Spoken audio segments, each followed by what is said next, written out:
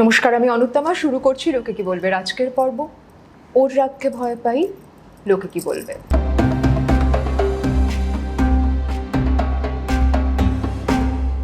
আপনারা জানেন এটা রাগের দ্বিতীয় পর্ব। রাগের অনেকগুলি দিক, কিন্তু আমরা রাগের প্রথম পর্বে কথা অলরেডি বলেছি। রাগলে ওর হুঁশ থাকে না, যেখানে আমরা নিজেদের রাগকে নিয়ন্ত্রণের নানান দিক তুলে এনেছি। কিছু প্রশ্ন এসেছে আজকে, যা পড়তে পড়তে মনে হচ্ছিল আমরা ইদানিং একটু শব্দবন্ধর সঙ্গে পরিচিত হই, তার একেবারে যেন নিদর্শন রয়েছে সেই প্রশ্নগুলোতে। টক্সিক রিলেশনশিপ, সম্পর্কের মধ্যে বিষাক্ততা, তিক্ততা, যখন সেটা ধারাবাহিকভাবে চলতে থাকে। আমরা রাগ নিয়ে কথা বলতে গিয়ে সম্পর্কের মধ্যেকার এই বিষাক্ততাকেও একটু চিহ্নিত করার চেষ্টা করব আজকের পর্বে। আপনাদের সকলের প্রশ্ন হয়তো নেওয়া সম্ভব হবে না, কিন্তু প্রতিবারের মতন আমাদের নিজেদের তরফ থেকে এইটুকু অন্তত প্রয়াস থাকবে যাতে আমরা মূল বিষয়গুলি, মূল দিকগুলিকে তুলে আনতে পারি। প্রথমেই যে প্রশ্নটি পড়ব, নাম প্রকাশে অনিচ্ছুক, তারা বলেছেন যে আমাদের সম্পর্কের প্রায় 10 বছর হতে চলেছে। স্কুলে ক্লাস 9 থেকে তাদের বন্ধুত্ব, কালক্রমে সেটি প্রেমে পরিণত হয় এবং তারা এখন মাস্টার্স শেষ করেছেন, অ্যাকাডেমিক্সেই দুজনে থাকতে চান। বলছেন যে কোনো একটা ঘটনা নিয়ে বিতর্ক শুরু হলে দুপক্ষই নিজেদের মতন তর্ক এবং দোষারোপ করি, কিন্তু আমার কথাগুলো ও ধরে বসে থাকে, কখনো কোনো কথা ভোলে না এবং প্রত্যেকটি কথার উপযুক্ত জবাব না দেওয়া পর্যন্ত ওর শান্তি হয় না। আমাদের সম্পর্কটা নিয়ে কেউ কিছু জানে না, বিশেষত আমার মা বাবার কিছু অনৈতিক কথার জন্য ও ইদানিং আরও রেগে যায়। ও চায় আমি যেন তার যোগ্য প্রতিবাদ করি। যতটা সম্ভব আমি বলেছি বাড়িতে, কিন্তু তারপরেও প্রশ্ন করে ও কে হয় যার জন্য তুই আমাদের সঙ্গে এরকম করছিস। এই নিয়ে বাড়িতে একটা গোলমালের জায়গা আছে, অর্থাৎ রাগের কারণ হিসেবে একটি দিক উনি আমাদের কাছে উল্লেখ করেছেন। এই প্রশ্নের উত্তর দেওয়া এই মুহূর্তে পুরোপুরি সম্ভব হচ্ছে না, কিন্তু আমাদের ঝগড়াটি চলতেই থাকে। যাদের সেই অর্থে পরিবারের সঙ্গে সংঘাত নেই, কিন্তু ঝগড়ার চিত্রটা প্রায় কাছাকাছি, এমন আরও একটি চিঠি এসেছে, নাম প্রকাশে অনিচ্ছুক। তারাও ব্যাচমেট ছিলেন, কর্মসূত্রে এখন তারা দূরে অন্য শহরে একসঙ্গে পোস্টিংয়ের মধ্যেও রয়েছেন। হাজব্যান্ড এবং উনি দুজনেই সরকারি আমলা। বলছেন আমার হাজব্যান্ড পারফেকশনিস্ট, সমস্ত কিছু মনের মতন হতে হবে, তা না হলেই উনি ভীষণ রেগে যান। এবং আরও একটি দিকের কথা উনি বলেছেন, যে কোনো কথায়, বাইরের কোনো সমস্যায়, সিস্টেমের কোনো গলদেও গোটা রাগটা ওর বাড়িতে এসে পড়ে। খুব অল্পেই ফ্রাস্ট্রেটেড হতে থাকে এবং তারপর রাগারাগি ইত্যাদি। তিতিবিরক্ত হয়ে থাকে সারাক্ষণ। ওর এই স্বভাবের কারণে আমাদের ব্যক্তিগত সম্পর্কের ওপর প্রভাব পড়ছে। আমার বাবা মাও খুব সাপোর্টিভ, ওর বাবা মাও খুব সাপোর্টিভ। ওদের সঙ্গে কথা বলেছি, সমাধানের চেষ্টা করেছি। আমরা একটু এই দুটো দিককে আগে নিয়ে আসি, তারপরে তো রাগের অন্যান্য চলন নিয়ে কথা হবেই। এই যে তোমার আমার তর্কে কে জিতলাম, কে কাকে কটা গোল দিলাম, এইখানে অনেক সময় আমাদের সম্পর্কের একটা মূল ভিতকে আমরা গুলিয়ে ফেলি। দেখুন, এটা তো একা আমার ভালো থাকা বা একা তোমার ভালো থাকা নয়, তাহলে তো আমরা একা একা থাকতাম। আমরা শব্দটার মধ্যে তো আমাদের একত্রে ভালো থাকার গল্পের নির্মাণের কথা ছিল। অনেক সময় যেটা হচ্ছে, আমরা যখন এইরকম একটা তর্ক বিতর্কে লিপ্ত হয়ে যাচ্ছি, প্রথম চিঠিটাও যারা লিখেছেন যে মাস্টার্স শেষ করেছি, আমরা একসঙ্গে একাডেমিক্সে থাকতে চাই, চাকরির জীবনে হয়তো তাদের শুরু হবে খুব দ্রুত, তাদের বাইরের পৃথিবীর সঙ্গে একটা লড়াই আছে। অর্থাৎ যিনি লিখেছেন তার পরিবার এখনো পুরোপুরি জানে না, মানছেন না, সেই জনিত একটা লড়াই আছে ঠিকই, কিন্তু মাঝখান থেকে কি হচ্ছে, ওদের সঙ্গে লড়তে গিয়ে আমাদের আভ্যন্তরীণ লড়াইটাও কিন্তু প্রতিনিয়ত আমাদের দগ্ধ করছে। দেখুন, আমরা যদি এই তুমি কোনটা বলবে আমি কোনটা বলবো করতে থাকি, আমরা কিন্তু সেম সাইড গোল দিচ্ছি। আমরা কিন্তু একই দলের হওয়ার কথা ছিল, আমরা হওয়ার কথা ছিল। এই আমরাটা যখন তুমি ঠিক না আমি ঠিকে পরিণত হচ্ছে সম্পর্কের মধ্যে, সেখানেই কিন্তু অনেক সময় আমাদের একটা ঝগড়াকে দীর্ঘায়িত করার প্রক্রিয়া শুরু হয়ে যাচ্ছে। আরও যিনি লিখেছেন, যার সঙ্গে তার স্বামী একসঙ্গে রয়েছেন এখন, এবং তারা বলছেন যে ছোটোখাটো ব্যাপারেও বিরক্ত হয়ে যায়। পারফেকশনিজমের কথা উনি উল্লেখ করেছেন। বিশ্বাস করুন, এটা ভীষণ গুরুত্বপূর্ণ দিক আপনি আপনার চিঠিতে রেখেছেন। অনেক সময় দেখা যায় যে যারা ভীষণ পারফেকশনিস্ট হন, এটা ভালো ট্রেট, কিন্তু সেটা অনেক সময় একটা ডিস্ট্রাকটিভ দিকেও নিয়ে যেতে পারে। ঠিক যেটা যেমনভাবে চেয়েছিলাম তেমনটা হলো না বলে আমরা এত বিরক্ত হয়ে যাই, এত অধৈর্য হয়ে যাই যে আরও একটা জায়গাকে খুব ইমপারফেক্ট জায়গায় নিয়ে চলে যাচ্ছি, সেটা আর খেয়াল থাকে না। সেটা কি? আমাদের সম্পর্ক।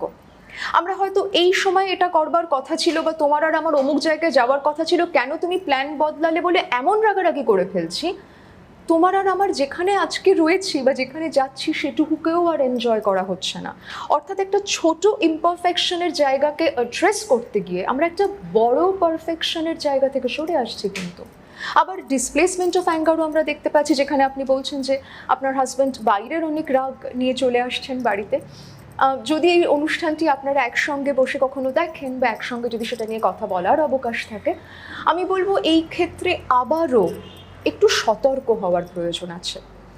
ধরা যাক আমরা যদি খুব পারফেক্টও হতে চাই, সব ক্ষেত্রে সব যেন ঠিকঠাক রাখতে চাই, আমায় বুঝতে হবে যে সেখানে যদি আমি আরেকজন মানুষের সঙ্গে থাকি, তার আর আমার সমস্ত প্ল্যানিংয়ের পারফেকশনের সংজ্ঞা এক হবে না।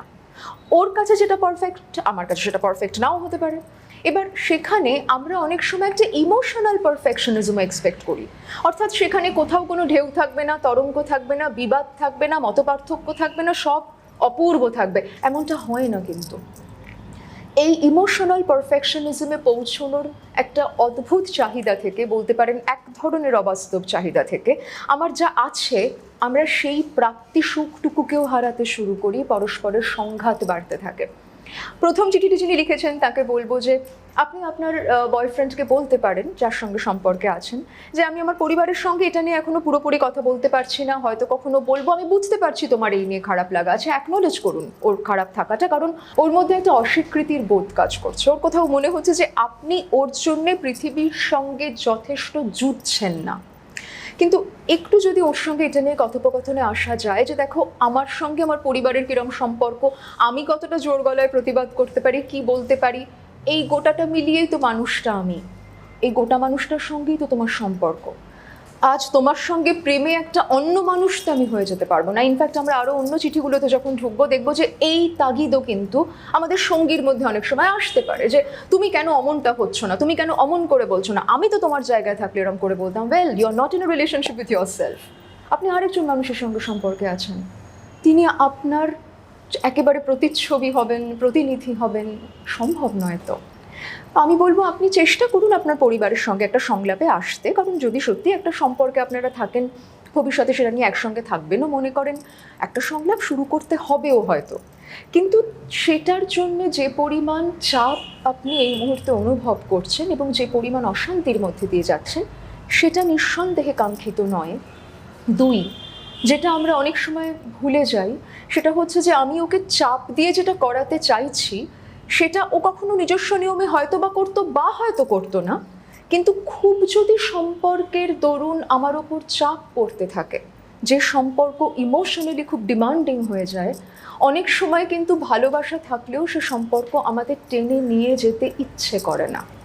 এটা কিরম জানেন, আপনি যদি আপনার কাঁধে একটা ব্যাগ রাখেন, যে ব্যাগে আপনার সমস্ত প্রিয় জিনিস আছে, সব আপনার ফেভারিট, কিন্তু সারাক্ষণ কাঁধে বইতে ইচ্ছে করবে না তো, সব প্রিয় কিন্তু তথাপি মনে হবে মাঝে মাঝে একটু নামিয়ে রাখি। অনেক সময় সম্পর্ক খুব প্রিয় মানুষের সঙ্গে হলেও তাকে সারাক্ষণ আমাদের বলতে ইচ্ছে না করতে পারে। আমার মনে হয় সেই দিকটাও যারা আমরা আমাদের সঙ্গীর ওপর অনেক সময় চাপ সৃষ্টি করে ফেলছি, তাকে দিয়ে একভাবে কিছু করানোর চেষ্টা করছি, না হলেই ভীষণ রেগে যাচ্ছি, তারাও একটু মনে রাখতে পারেন, কারণ আপনি তো সম্পর্ক থেকে এক্ষুনি বেরিয়ে যেতে চাইছেন না, আপনি সম্পর্কের জমিটাকে একটা অন্য চিত্রে পরিণত করতে চাইছেন। করতে গিয়ে যার ওপর এই চাপটা আনছেন, তিনি আদৌ যদি আর এই সম্পর্কের জমিতে আপনার সঙ্গে না থাকেন, সেটা কি কাঙ্ক্ষিত? সম্পর্কের মধ্যে রাগের বহিঃপ্রকাশেরও অনেক তারতম্য আছে। আমরা এবারে যে চিঠিগুলোতে ঢুকবো সেখানে তার একটা ছবি আমরা পাওয়ার চেষ্টা করব। নাম প্রকাশে অনিচ্ছুক আবারও উনি লিখেছেন যে আমার 2 বছরের সম্পর্ক, দুজনেই প্রায় সমবয়সী আমরা। একটু যেহেতু মাথা গরম স্বভাবের আমার প্রেমিক, তাই মাঝে মাঝেই রেগে গিয়ে একেবারে কথা বলা উনি বন্ধ করে দেন। কি হয়েছে জিজ্ঞেস করলে কিছু না বলে কাটিয়ে দেন, অথচ ঠিকভাবে কথাও বলেন না। কিন্তু আমি কোনোদিনই ওকে নিজের রাগ প্রকাশ করে দেখাতে পারি না, আমারও রাগ হয়, আমি রাগ দেখাতে পারি না। আমার মনে হয় উল্টে ওকে যদি রাগ দেখাই, পরিস্থিতি তো তখন সামলানোই যাবে না, মুখ বুঝে ওর রাগটা আমায় হজম করতে হয়। এই একেবারে চুপ হয়ে যাওয়া, কথা বলতে না চাওয়ার আরও একটা দিক উল্লেখ করেছেন আরও একজন। তিনি বলেছেন আমরা একজন সমপ্রেমী যুগল, আমার চেয়ে উনি 15 বছরের বড়। যখনই অশান্তি হয় বন্ধ করে দেয় কথা বলা এবং ব্লক করে দেয় আমায় কিছু মাসের জন্য। এটা কিন্তু একটা খুব ইম্পর্টেন্ট ট্রেন্ড ইদানিং আমরা অনেক সময় দেখতে পাই। আবার কিছু মাস পর কাকুতি মিনতি করে ব্লক খোলে।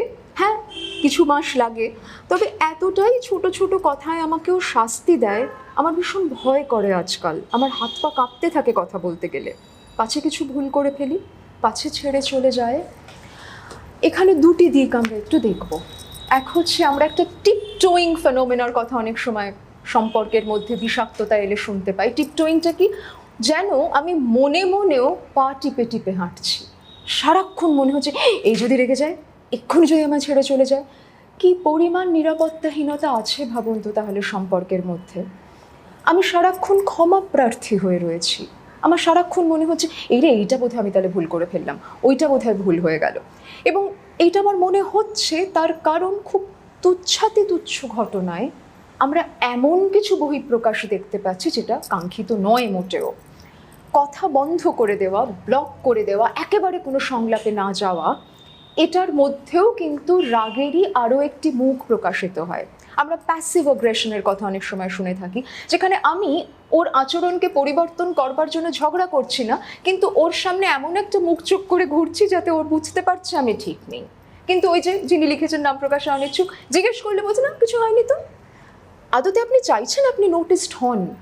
আমি যারা এই টেকনিকটা নেন তাদের বলবো এইটা বারবার প্রয়োগ করবেন না, কারণ এমনও একদিন আসতে পারে আপনার সঙ্গী আপনাকে জিজ্ঞেসও করবে না, তারও মনে হবে ওর তো মাঝে মাঝেই এরম হয়। এমনটাও কিন্তু ঘটে। তো সুতরাং যে পদ্ধতি আজকে কার্যকরী হচ্ছে সেই পদ্ধতি সবসময় ভীষণভাবে আপনাকে সার্থকতা এনে দেবেন নাও হতে পারে, কিন্তু বরং সংলাপে আসুন। হ্যাঁ, আমরা আগের পর্বে বলেছিলাম যে যখন ভীষণ তীব্র একটা রাগ রয়েছে, যখন ভীষণ উত্তেজিত রয়েছে, তখন ওইটা নিয়ে আমরা কথা নাও বাড়াতে পারি। কিন্তু এখানে আমাদের একটা সূক্ষ্ম বিভাজন রেখা কাজ করে। কীরকম? আমরা বলতে পারি যে দেখো আমার এখন ভীষণ রাগ হচ্ছে, আমি এই মুহূর্তে তোমার সঙ্গে কথা বলছি না, but don't get me wrong, I am not leaving you. আমি তোমায় ছেড়ে যাচ্ছি না, আমি এই প্রসঙ্গটা থেকে আপাতত সাইন আউট করছি, কারণ এখন কথা বলতে গেলে তোমারও ভালো লাগবে না আমি যা বলবো, তুমিও এমন কিছু বলবে যেটা আমার শুনতে ইচ্ছে করছে না। আমরা একটু পরে এই প্রসঙ্গ নিয়ে কথা বলি। কিছুক্ষণের জন্যে মনের স্বাদ বদল করুন। উল্টো দিকের মানুষটি যদি মনে করেন আপনি ব্লক করে দিচ্ছেন, একদম কথা বন্ধ করে দিচ্ছেন, তিনি কিন্তু ভাবছেন যে আপনি বোধহয় আর নেই ওর জীবনে, আপনি কি সত্যিই ওর জীবনে আর থাকতে চান না। এবং এও আমি বলবো, যদি আপনার মনেও হয় যে না আমি থাকতে চাই না, এটা তার পদ্ধতি না। সেটা নিয়ে ভাবনা চিন্তা করা যেতে পারে, রিফ্লেক্ট করা যেতে পারে, কখন আমরা আর সম্পর্কে না থাকার মতন সিদ্ধান্ত নেব সেই জাতীয় প্রশ্নও কিছু এসছে, তাতে ঢুকবো আমরা। কিন্তু সেটা না একটা ঝগড়ার সময় যেন ডিসাইডেড না হয়, কারণ যখন আপনি রাগারাগির মধ্যে আছেন, কলহের মধ্যে আছেন, তখন আপনার সিদ্ধান্ত গ্রহণের সবকটি দিক কিন্তু সঠিকভাবে কাজ নাও করতে পারে। তখন ওই উত্তেজনার বশে আপনি যদি বলে দেন চলো ব্রেকআপ করে দিই, আপনি পরে সে ব্রেকআপ নিয়ে আক্ষেপ করতে পারেন। এবং অনেকে আমরা এই কথাও বারবার বলে ফেলি অশান্তি হলেই, তাহলে আর একসঙ্গে থাকবো না। আমি বলছি ব্রেকআপের থ্রেটটা দেওয়াটা একটু আমরা বন্ধ করি আসুন ঝগড়ার ক্ষেত্রে। যদি সত্যিই আমরা একসঙ্গে না থাকতে পারি তাই নিয়েও সংলাপ সম্ভব, কিন্তু এটাকে আমি বারংবার যদি একটা হুমকির অস্ত্র হিসেবে দেখি, সেক্ষেত্রে আমি জানি না কিন্তু যে সেই তলোয়ারের অন্য ধারটি আমাকেও বিদ্ধ করবে কিনা। সত্যিই যদি উল্টো দিকের মানুষটি বলেন আচ্ছা তাহলে থাক, আমি কি চেয়েছিলাম তেমনটা, আমার কি খুব ভালো লাগবে, ভেবে দেখবেন তো একটু। দুই হচ্ছে যারা বলছেন যে আমার সঙ্গী আমাকে ব্লক করে দেন, কথা বন্ধ করে দেন, তাদের বলবো একটু সঙ্গীকে বলুন অন্য সময় যখন সে শান্ত রয়েছে, যখন তার রাগ হয়ে নেই, যখন দুজনের মধ্যে আবার সম্পর্কটা একটু আগের ছন্দে ফিরেছে, যাতে শোনো নেক্সট টাইম যখন তোমার ভীষণ রাগ হবে তুমি না এইটা করো না। আমি অনেক সময় এটা বলি যে ঝগড়ারও না কিছু প্রোটোকল সেট করা যেতে পারে, এটার প্রয়োজন আছে। যেরকম আমরা রাগারাগি হলেও কি ধরনের কথা পরস্পরকে বলবো না। ধরা যাক আমি আমার খুব বিপন্ন এক ভালনারেবল মুহূর্তে হয়তো আমার সঙ্গীকে আমার জীবনের একটি এমন কথা জানিয়েছিলাম যেটা আমার নিজের কাছেও খুব আক্ষেপের, লজ্জার, হয়তো বিগত কোনো সম্পর্ক জনিত। প্রত্যেকবার ঝগড়া হলে ওইটা যেন সে টেনে না আনে, এটা তাকে বলুন। আমিও তোমার পরিবারের একটি বিষয় টেনে আনবো না, জানিয়ে হয়তো তোমার নিজের মধ্যেও অনেক গ্লানি আছে। একইভাবে আমরা বারংবার ব্রেকআপের কথা বলবো না।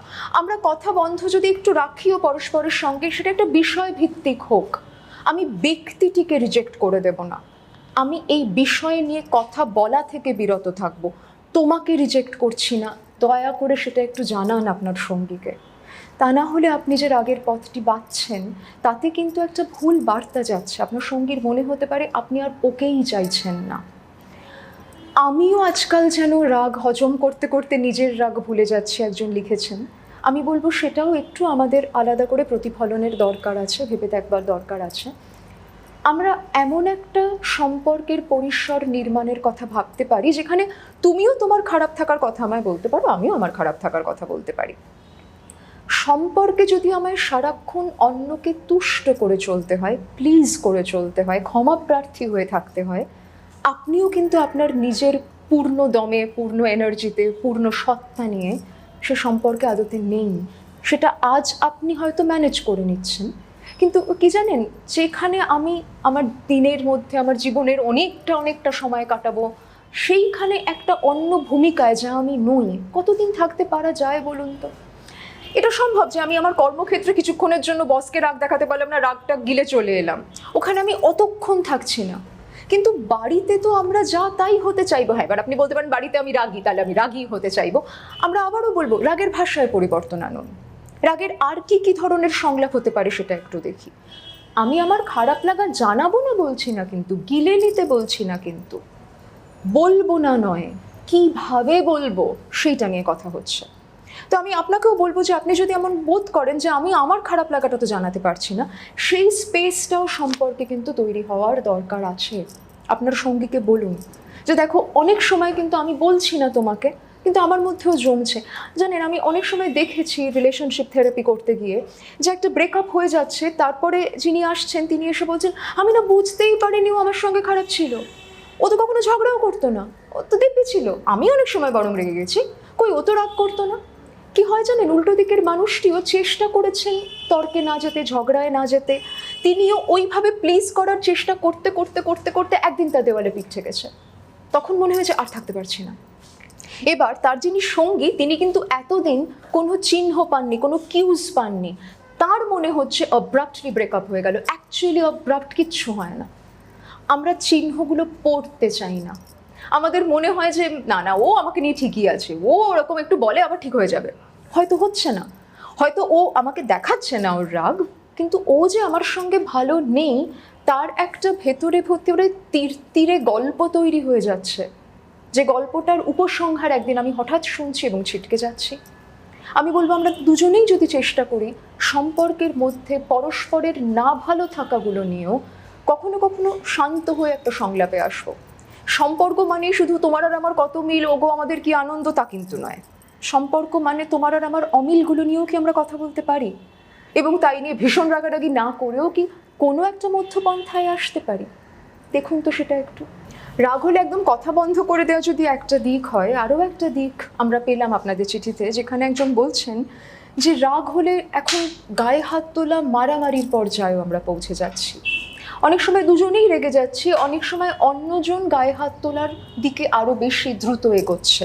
একজন লিখেছেন যে আমি হয়তো কখনো কখনো ভুল করি, বলছি না করি না, কিন্তু তারপরেও এমন কাণ্ড চলতে থাকে, আমার হাতে আমাকে মেরে ফোন কেড়ে নেওয়ার চেষ্টা চলে, ফোনে আমি কি করছি ফোনের পাসওয়ার্ড জেনে নেওয়া, আমার আমার আঙুলগুলো দিয়ে আমাকে খুঁচিয়ে ফোন খুলিয়ে নেওয়ার চেষ্টা করা। তারপরে যখন আমি কাঁদছি দেখুন, তখন আমাকে বলা হয় তোকে গাড়ির চাকার তলায় ফেলে দিতে ইচ্ছে করে, কিন্তু ফেঁসে যাব তাই করছি না। এমনকি পাবলিক প্লেসেও ভায়োলেন্সের কথা উনি লিখেছেন, যে ভিড়ের মধ্যে সবার সামনে প্ল্যাটফর্মে জোর করে হাত ধরে টানাটানি, ব্যাগ ধরে টানাটানি, ইত্যাদি ইত্যাদি। এই যে একটা মারাত্মক বহিঃপ্রকাশের ভাষা, যেখানে শারীরিক হিংসাও চলে আসছে। আমরা আমাদের আগের প্রমোতে বলেছিলাম যে কোনটা খুনসুটি, কোনটা অভিমান, কোনটা হিংস্রতা। এটা কিন্তু হিংস্রতা। আমি এখানে গোড়াতেই যেটা আপনাকে বলবো, আপনাকে এবং আরও অনেককে যারা লিখেছেন, আমাদের সম্পর্কে রাগের বহিঃপ্রকাশের একটা অঙ্গই হচ্ছে শারীরিক হিংসা, ফিজিক্যাল ভায়োলেন্স। সবসময় সেই আমায় মারছে কিন্তু নাও হতে পারে। আমরা এমনও অনেক সময় দেখতে পাচ্ছি যে আমরাও তাতে লিপ্ত হচ্ছি। এবং খুব ইন্টারেস্টিংলি এই ভাষায় রাগ আমরা আর কাউকে দেখাই না। এই মানুষটি কিন্তু বাইরে আর কারোর সঙ্গে রাগারাগি হলেই হাতাহাতিতে যাচ্ছেন না, কিন্তু তার অন্তরঙ্গ সম্পর্কে, ইন্টিমেট রিলেশনশিপে এই ভায়োলেন্সের ছবিটা তৈরি হয়ে যাচ্ছে। গোড়াতেই বলবো, ভায়োলেন্সকে, ফিজিক্যাল ভায়োলেন্সকে আমাদের জিরো টলারেন্সে রাখতে হবে, অফ লিমিট। ওখানে আমরা ঢুকবো না। ঝগড়ার প্রোটোকলের কথা বলছিলাম, এটাও আর একটা প্রোটোকল। আমরা গায়ে কেউ কারুর হাত তুলব না। 2, আশপাশে যাচ্ছে ছোড়াছুড়ি, ভাঙাভাঙি না। আমার অনেক সময় ভীষণ ইচ্ছে হতে পারে ওই অবধি আমার রাগ এবং তর্ক বিতর্ক ঝগড়াকে নিয়ে যাওয়ার আগেই ওই যে বললাম আমরা বিষয় থেকে একটু সরে আসবো। আমরা নিজেদের এই যে একটা প্রবণতা সেটা সম্পর্কে আগাম সতর্কতা নেব, বরং তাকে বলবো যে তুমি একটু অন্য ঘরে থাকো, আমি একটু অন্য ঘরে থাকি, কিছুক্ষণ পরে আবার কথা বলছি, প্লিজ এখন আমরা যেন এক ঘরে না থাকি, কারণ আমরা কিন্তু আর নিজেদের সামলাতে পারছি না। আগে থেকে নিজের মধ্যে এই সতর্কতা রাখুন। যদি বারংবার গায়ে হাত তোলার গল্প আসে, সত্যি ভেবে দেখতে হবে যে আমরা এই সম্পর্কটা নিয়ে কি করছি। কারণ গায়ে হাত তোলাও না একটা আড় ভাঙার গল্প। এ আর একবার ভেঙে গেলে বারবার আমরা সেই পথে হাঁটতে থাকি। এখানে একটা দিক একটু উল্লেখ করতে চাইব। একজন একটি ভারী ইন্টারেস্টিং পয়েন্ট রেখেছিলেন, তার ঠিক প্রশ্নে নয়, প্রশ্নেও বলতে পারেন আবার মন্তব্য হিসেবেও বলতে পারেন, যেখানে তিনি বলছিলেন যে ওই রাগারাগি হচ্ছে, ঝগড়াঝাটি ইত্যাদি হচ্ছে। আমার মাঝে মাঝে মনে হয় দীর্ঘায়িত সম্পর্কের একঘেয়েমির জন্য হচ্ছে কি এমন। ওর সঙ্গে ইনি আলোচনা করতে চেয়েছি কিন্তু আলোচনা করতে রাজি হয়নি। এই যে একটা চরম রাগের ভাষা, যেখানে কখনো কখনো গায়ে হাত তোলা এবং বহু সময় আমরা দেখেছি মেকআপ সেক্স, ভীষণ রাগারাগি হলো, তারপরে দারুণ লাভ মেকিং হলো, ভীষণ ভালো একটা আদর হলো, যৌনতা হলো, আমরা শান্ত হয়ে গেলাম, ভাবলাম সব ঠিক হয়ে গেছে। এটার দরুন আমাদের সম্পর্কে একটা ইন্টেন্সিটির তীব্রতার আমদানি হয় অস্বীকার করা যায় না। কিন্তু আমাদের একটু ভেবে দেখতে হবে যে আমাদের সম্পর্কটা যদি এমনিতে একটু বোরডামের মধ্যে, একটু একঘেয়েমির মধ্যে এসে গিয়েও থাকে, তাকে ঝাঁকিয়ে দেওয়ার এটাই কি ভাষা? আচ্ছা, গায়ে হাত তোলা এবং তারপরে আবার সেই গায়ে হাত তোলা থেকে আদরে যাওয়াটাই কি আদরে পৌঁছানোর একমাত্র ভাষা? আর কি কিছুভাবে আমাদের মধ্যে তীব্রতা, রোম্যান্স, ইন্টেন্সিটি আমরা আনতে পারি না? যাদের ক্ষেত্রে গায়ে হাত তোলার অভিজ্ঞতা হচ্ছে, আমি বলবো আপনার সঙ্গীর সঙ্গে খুব দৃঢ়ভাবে একটা সংলাপে আসুন। আবারও যখন উনি রেগে আছেন তখন নয়, অন্য সময় ওকে বলুন যে দেখো, তোমাকে আমি ভীষণ ভালোবাসতে পারি, তুমি যখন রেগে থাকো না তখন তোমাকে দেখে আমার মনে হয় না যে এই মানুষটার সঙ্গে আমি থাকতে পারবো না, কিন্তু তোমার ওই রূপটির সঙ্গে আমার থাকা কিন্তু কঠিন হচ্ছে। বারংবার এই জিরো টলারেন্সে রাখার কথা এই জন্যে আমি বলছি ভায়োলেন্সকে, কখন সেটা আপনার হাতের বাইরে বেরিয়ে যাবে আপনি জানেন না। আমরা অনেক সময় কিন্তু আমাদের অজান্তে আইন ভঙ্গ করে ফেলতে পারি। এমনও হতে পারে যে আমি একজনকে ধাক্কা দিলাম, তিনি পড়লেন এবং মারা গেলেন, না আমার উদ্দেশ্য ছিল না, কিন্তু এমনটা ঘটে। আমরা যখন খবরে পড়ি স্বামী স্ত্রীর বিবাদে একজন খুন হয়ে গেলেন, একজনকে মেরে ফেললেন, তারা কিন্তু আমাদেরই আশপাশের মানুষ, তাদের যে একটা বিরাট ক্রিমিনাল ইতিহাস আছে তা কিন্তু নয়। তারাও কিন্তু অনেক সময় ছোট ছোট অন্তরঙ্গ সম্পর্কের হিংস্রতাকে নর্মালাইজ করেছেন, ভেবেছেন অমনটা হয়ে থাকে। ওই অমনটা হয়ে থাকেটা আমরা ভাববো না।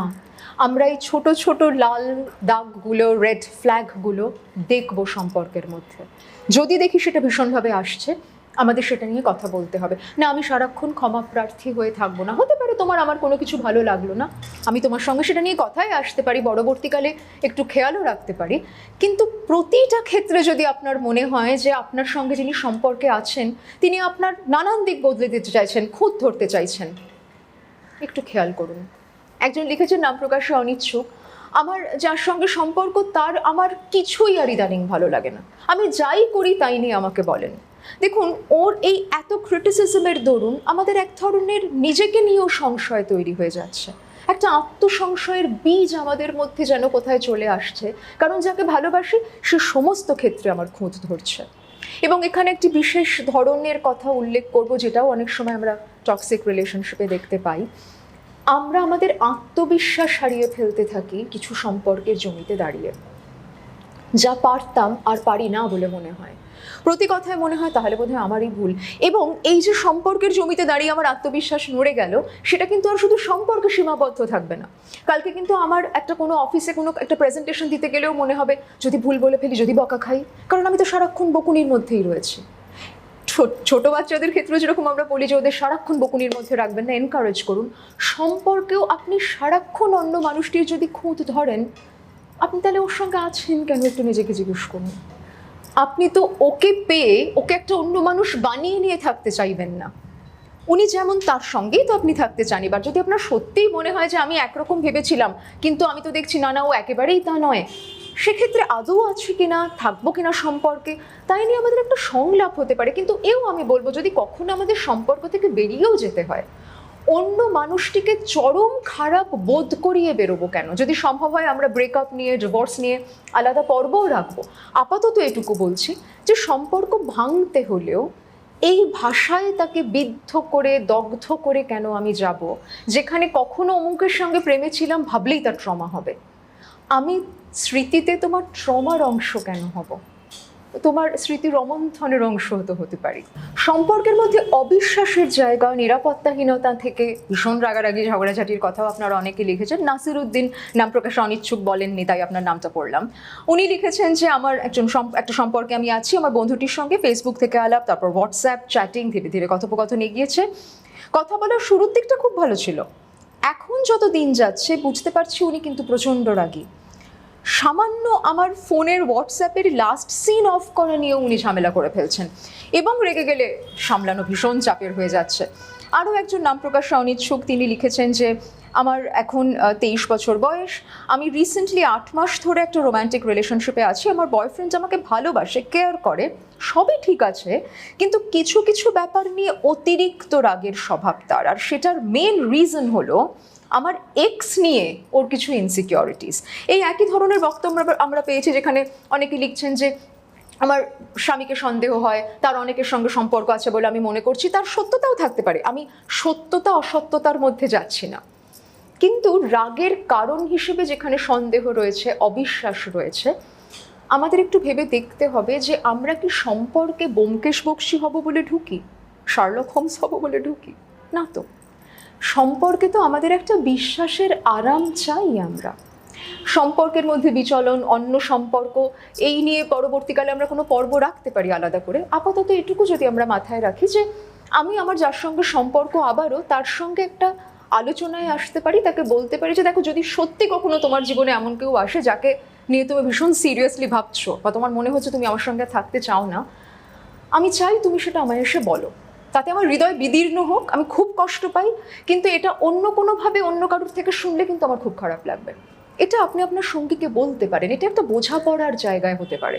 কিন্তু তারপর প্রতি মুহূর্তে এই যে নজরদারি, এই যে ফোন চেক করা, এই যে লাস্ট সিন কেন অফ করেছো, কেন অমুক সময় তুমিও অনলাইন, তুষুকও অনলাইন, এইগুলো থেকে আমাদের নিজেদেরও একটু বিরত থাকার চেষ্টা করতে হবে, কারণ এতে আপনিও ভালো থাকছেন না। আপনি যদি একটা প্রেমের সম্পর্কে সারাক্ষণ টহলদারি করতে থাকেন, তাতে তো আপনিও মনের দিক থেকে কখনো শান্ত বোধ করছেন না, আপনিও আপনার অন্য কাজে নিজেকে নিযুক্ত করতে পারছেন না। এই সন্দেহ প্রবণতার মধ্যেও তো আমাদের অনেক মানসিক অশান্তি থেকে যায়, তাই না?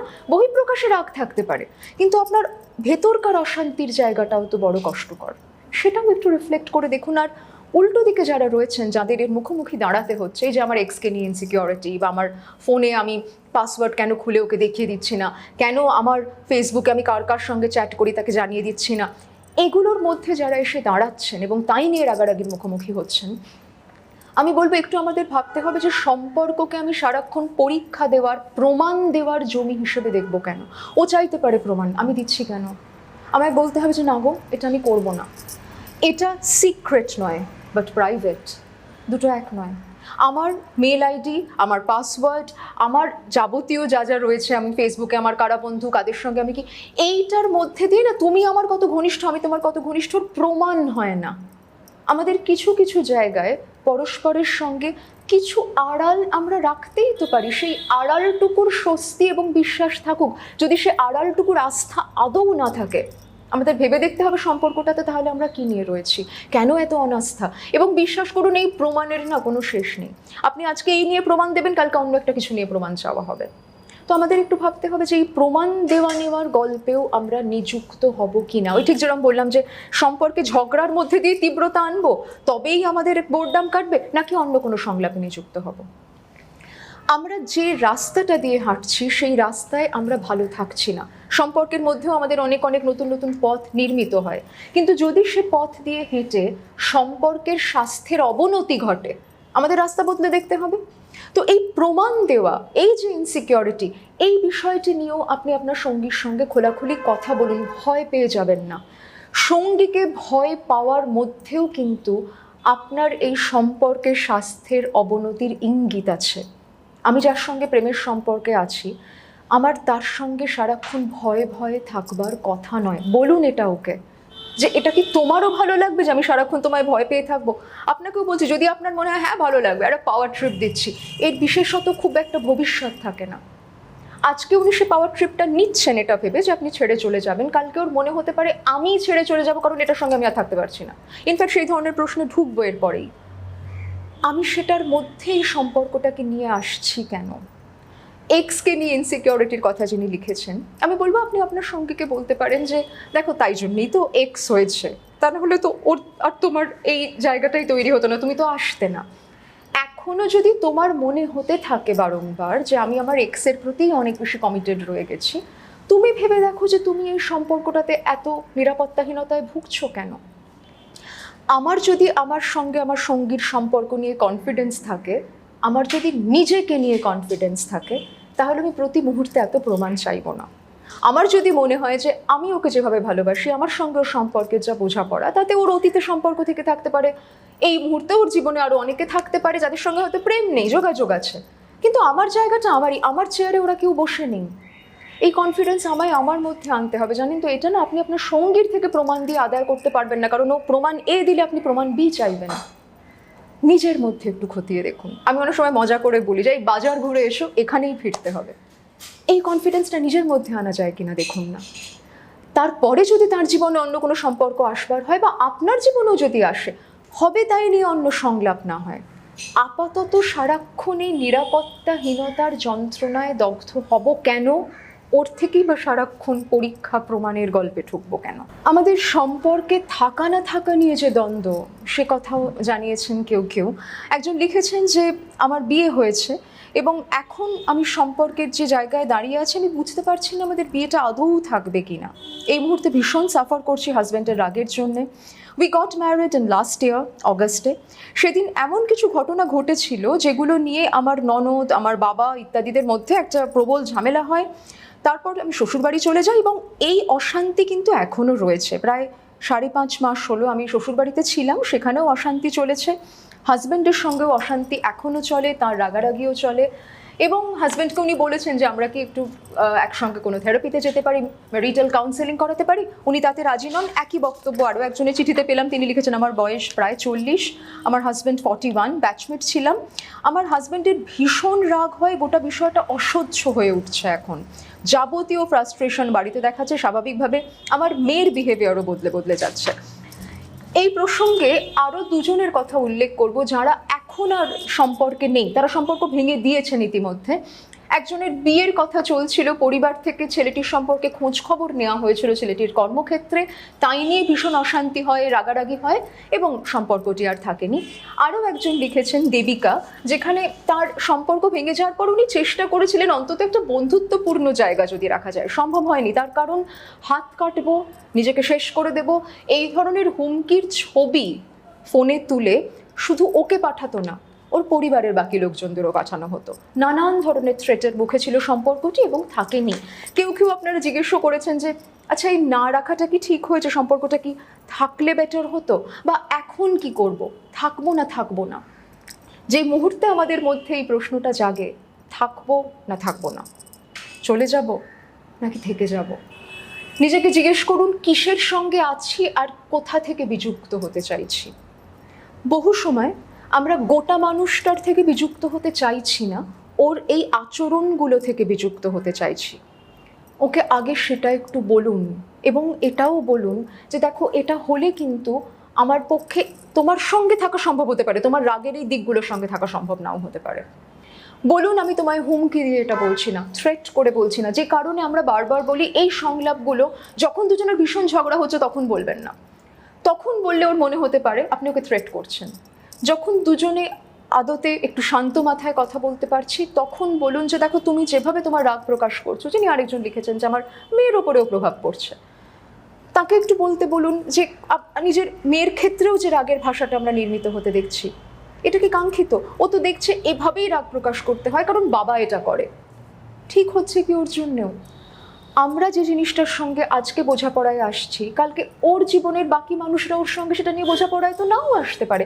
অনেকে যেমন লিখেছেন এখনও যে এটা আমার রাগ, আমি বুঝতে পারি যে আমি আমার সঙ্গীর ওপর ভীষণ বেশি রাগ করে ফেলছি, ও কিছু মনের মতো না করলেই সমস্ত রাগ আমার ওখানে গিয়ে পড়ছে।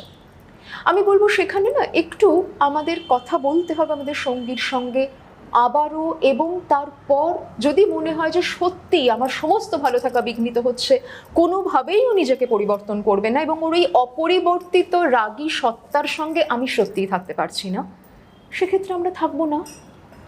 দেখুন, সম্পর্কে আমরা যাই তো আরেকটু ভালো থাকবো বলে, আরও খারাপ থাকবো বলে তো আমরা একটা সম্পর্কে যাই না। ইনফ্যাক্ট যারা লিখেছেন যে ভেঙে গেছে, ভেঙে দিয়ে কি ঠিক করলাম, নিজেকে একটু জিজ্ঞেস করে দেখুন তো যে যখন এই সম্পর্কে ছিলাম, যখন এই প্রতিনিয়তর হিংস্রতার মুখোমুখি হয়েছি, ঠিক কি ছিলেন তখনও?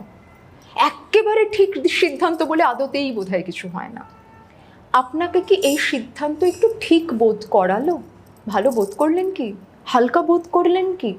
হ্যাঁ, আপনার মিস করা থাকতে পারে। অনেকেই লিখছেন আমায় ভালোবাসে, কেয়ার করে, ও কিন্তু যখন রাগে না তখন ভীষণ ভালো। ওকে সেটা বলুন, আমি জানি তুমি আমায় ভালোবাসো, আমি জানি তুমি আমাকে খুব কেয়ার করো, কিন্তু তাহলে তুমি আমাকে এই কথাগুলো বলতে পারো না, না রেগে গিয়েও বলতে পারো না। পুরনো কথা টেনে আনবেন না প্লিজ। ইনফ্যাক্ট যারা লিখেছেন যে বিয়ের সময় একটা অশান্তি হয়েছিল ইত্যাদি, এটাও আমি বলবো ঝগড়ার প্রোটোকলের মধ্যে রাখুন।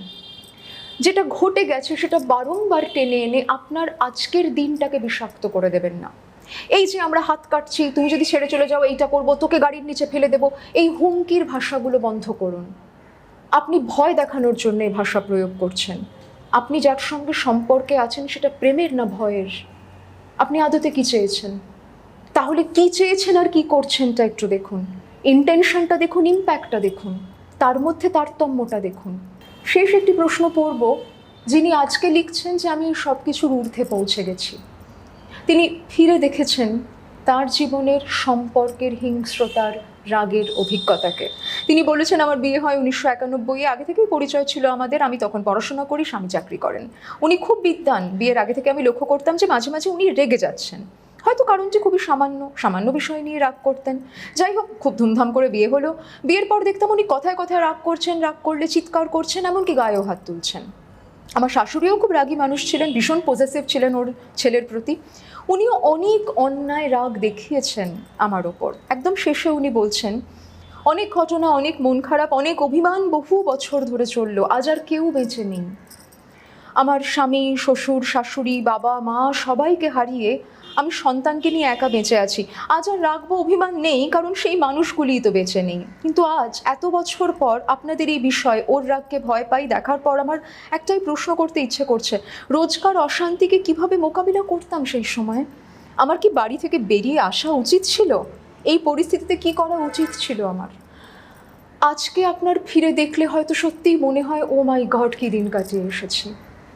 কিন্তু যেভাবে জীবনে আজকে আপনি স্থিত হয়েছেন, আমি বলবো বারংবার ফিরে গিয়ে ওই ট্রমাগুলোর দিকে তাকিয়ে শক্তি সঞ্চয় করুন, মন খারাপ করা থেকে একটু বিরত থাকুন। যতবার ফিরে তাকাবেন নিজেকে বলুন পেরিয়েও তো এসেছি। হ্যাঁ, হয়তো কিছু স্বাভাবিক নিয়মে পেরিয়ে এসেছি। যারা এই চিঠিটা শুনলেন তাদের বলবো, যদি সত্যি সম্পর্কের জমিতে দাঁড়িয়ে খুব খারাপ থাকি, আমরা দেখব যতবার সংলাপে আসা সম্ভব, কারণ সত্যিই আমরা একটা সম্পর্কে ঢুকলে তক্ষুনি তো সেটা আর না থাকুক চাই না, এবং অনেক সময় সম্পর্ক চলে যাওয়ার পরেও আমাদের অনেক খারাপ থাকা, খারাপ লাগা নিশ্চয়ই থাকবে। কিন্তু দুজনেরই দায়িত্ব এই সম্পর্কের স্বাস্থ্যকে উন্নত করার। ওই যে একদম গোড়াতেই বলছিলাম, তুমি ঠিক বললে না আমি ঠিক বললাম, তুমি যদি এটা বলো আমি তোমায় উল্টে বলবো। আমরা তো একই দলে খেলতে নেমেছিলাম, তাহলে সেম সাইড গোলটা করছি কেন? কেন দুজনে মিলে এটাকে ঠিক করার চেষ্টা করছি না? হ্যাঁ, আমাদের পৃথিবীর সঙ্গে অনেক অনেক বিরোধিতা থাকতে পারে, নিজেদের মধ্যেকার বিরোধিতাকে একটু অন্যভাবে কেন আমরা সংলাপে এনে সমাধানের চেষ্টা করছি না? আর যদি সত্যি তুমি আর আমি একসঙ্গে ভালো থাকতে না পারি, আমরা পরস্পরকে আরও ক্ষতবিক্ষত করে বিচ্ছেদে যাব কেন? বরং শান্তভাবে কথা বলে দেখি যে আচ্ছা আর কি কোনোভাবে আমাদের একসঙ্গে থাকা সম্ভব নয়। দেখুন, এমনও হতে পারে যে এই দুটি মানুষ সত্যিই এত আলাদা, তারা যখনই একত্রিত হচ্ছেন সংঘাত অনিবার্যভাবে হচ্ছে, দুজনেই দুজনের এমন কিছু দিক তুলে আনছেন সম্পর্কের মাটিতে দাঁড়িয়ে, যেটা তারা অন্যদের সঙ্গে কিন্তু করেন না। অনেক সময় আমি এটা বলতে শুনেছি অনেককে যে I am very uncharacteristic of me when I am with him. আমি এটা নই কিন্তু অন্য ক্ষেত্রে, আমি এরকমভাবে কথা বলি না কিন্তু, বা ও এটা অন্যদের সাথে করে না। তো এটা কিরম জানেন, আজকে ধরুন শিশিরের সঙ্গে যদি রোদ্দুরের বিয়ে হয়, কি ভয়ানক কাণ্ড ঘটবে বলুন তো? রোদ্দুরের দোষ কি? না তো, ও তো রোদ, কিন্তু শিশির ওকে নিতে পারছে না। তো অনেক সময় অনেক রাগের মধ্যে দিয়ে, অশান্তির মধ্যে দিয়ে আমরা একটা মূল সত্যি দেখতে পাই না। সেটা হলো হয়তো তোমার আর আমার একসঙ্গে চলাটা সত্যিই খুব দুরূহ। পরস্পরকে আরও অনেক ক্ষুদ্র বোধ করিয়ে, আরও অনেক দগ্ধ বোধ করিয়ে সেক্ষেত্রে সিদ্ধান্তে আসবো না, সংলাপে আসবো। যদি মনে হয় যে মাঝে মাঝে যখন আমি ভোরের আলো তখন তোমার ওপর এসে পড়বো, কিন্তু আমার মধ্যাহ্নকে তোমার থেকে সরিয়ে নেব। দেখুন, সেইভাবেও একটু অন্তরঙ্গ সম্পর্কের মধ্যে আমরা রাগের বহিঃপ্রকাশকে নিয়ন্ত্রণে আনতে পারি কিনা।